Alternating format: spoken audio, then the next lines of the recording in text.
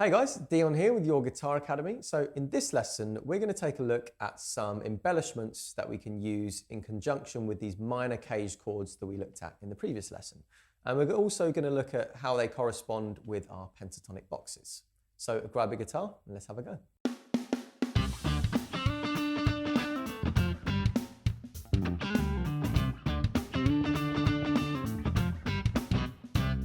Before we get started, don't forget to head over to the website to find all additional materials, including tab, backing tracks, and also the lesson write-ups. And also, please don't forget to like and subscribe and leave us a comment, and we'd love to hear how you're getting on. So let's have a little look at what embellishments go with which chords. So with our A minor, played as an E minor shape, of course, we have something like this. Okay,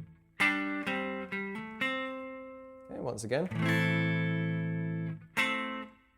Let me do that again. There it is, cool. So let's just have a look at this one first and then we'll take a look at the second shape as well. So with this one, we're again allowing that minor chord to ring out for 2 beats. So 1, 2, and then we go 3 and 4, E and. Okay, so this is actually based around our box 1. That one that we all know and love is the guitarist's best friend. So you can kind of see within that shape, we're getting those notes that are creating this embellishment for us. So we're starting this embellishment with another double stop. So we're barring, over the 5th fret of D and G, but we're playing, the first 2 notes are going to be that fret on the D, the 5th fret, and then the 7th fret on G. Okay, but what then happens is we lift our 3rd finger up. It sounds like that. Okay, and then we go. So that was 5, hammering onto 7 on the D string, and then the 5th fret of G. So rhythm-wise, it goes 3 and 4 E and 3 and 4 E and. Okay, so with the chord, 1, 2, 3 and 4 E and. Okay, so let's try it with the drums. Let's see how that feels and what it sounds like. So I'm going to notch it back to 60 BPM again. And we're going to play along and see what it sounds like. Okay, here we go. So 1, 2, 3, 4 and 2.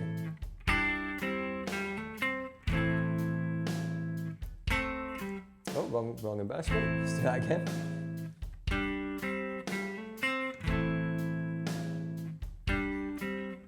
And you see sometimes you can bring your hand out, but it's really useful as well to try it with your thumb over, as we said before, because that means you're not dropping the chord shape. And again, that's why I said there was a kind of a reason for this thumb over thing. So let's try it like that. So 2, 3, keep getting the wrong start. Here we go.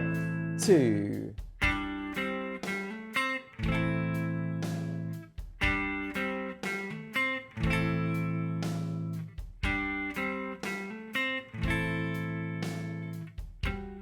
Let me do it again. There we go. Great, so that's our first embellishment for that first chord shape. So let's now take a look at the embellishment we can use for the A minor shape. So let's play it as a D minor, as we did previously. Let's have a go at that. So this one goes, lots of double stops in this one. Okay, so rhythm-wise, it's a bit simpler than the first one. We're just going 3 and 4 and. So we're starting this one on the 7th fret of G, 6th fret of B, using the 3rd and the 2nd finger. Okay, and then what happens is, see my first finger is poised there on the 5th fret of G. We lift our 3rd finger up and play that fret. It goes like that. Okay, and then we're moving our 3rd finger down to the 7th fret of D. So see, my first finger still hasn't moved, okay? And then we stay there. That's now the 5th fret of D and G. So this note stays the same the whole time.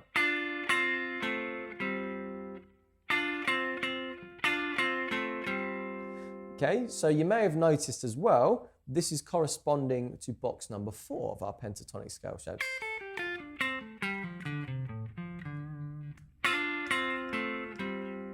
Yeah, so in context, it would sound something like this. 1, 2.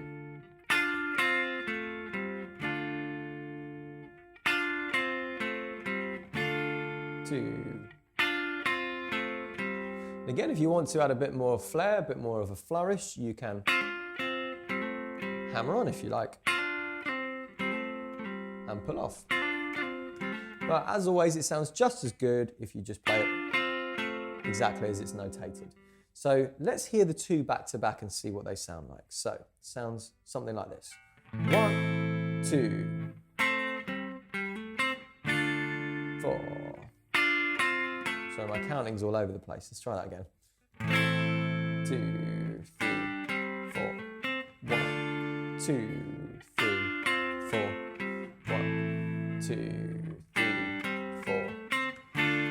2, 3, 4. 2.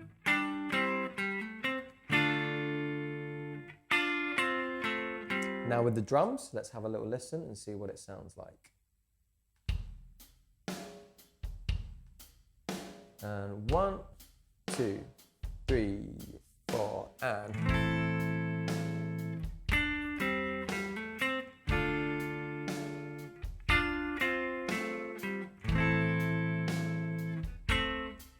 Let's do it again. Keep getting that one wrong. There we go. Sweet.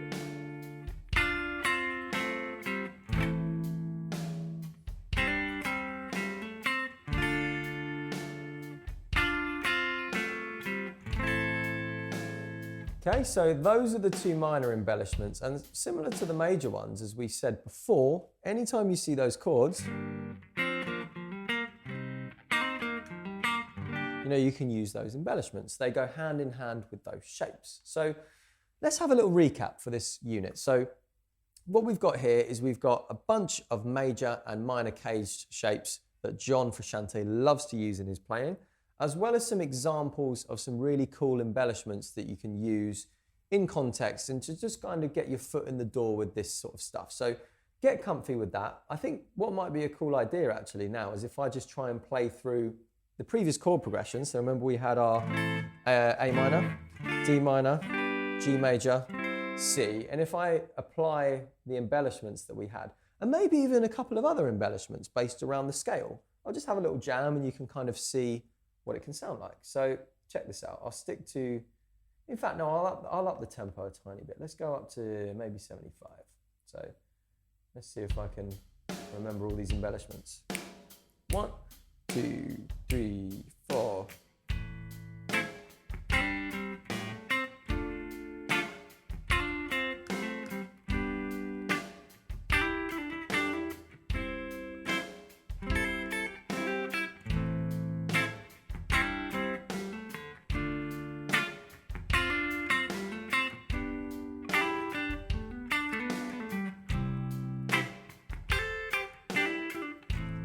Obviously I'm going a bit off kilter here, but this is kind of, when you get comfortable with this stuff, this is some of the things you can try, because I'm kind of visualizing those corresponding scale shapes, never losing sight of the rhythm, which is very important, and just kind of jamming about with it. So let's have another go.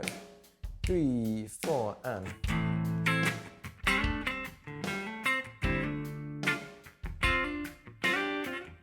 Ah, wrong chord. Sorry, my bad. It was G, wasn't it? Yeah.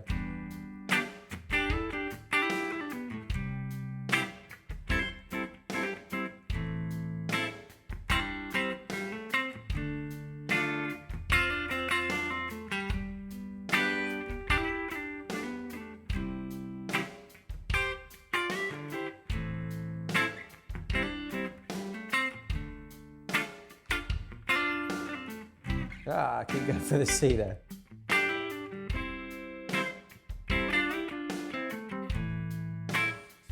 So there you go. Obviously, some of that stuff is a little bit more advanced than what we've looked at in this unit, but it just kind of gives you an idea of where you can take this stuff. So just really, really focus hard on that stuff for now. Just get those prescribed embellishments down, and then it will set you up perfectly for the next couple of lessons, we're going to be taking a look at a few tunes in the style of John. And the first one is actually very, very much in this sort of style. So there's a few of these cool embellishments in there. So have fun digesting that unit, and I'll see you in the next one. That's it for this lesson. If you want to go to the next lesson, you can click here. And if you want to go back to the beginning of the course, you can click here. And also, please like and subscribe. And also leave us a comment. Any questions, we'd love to hear how you're getting on.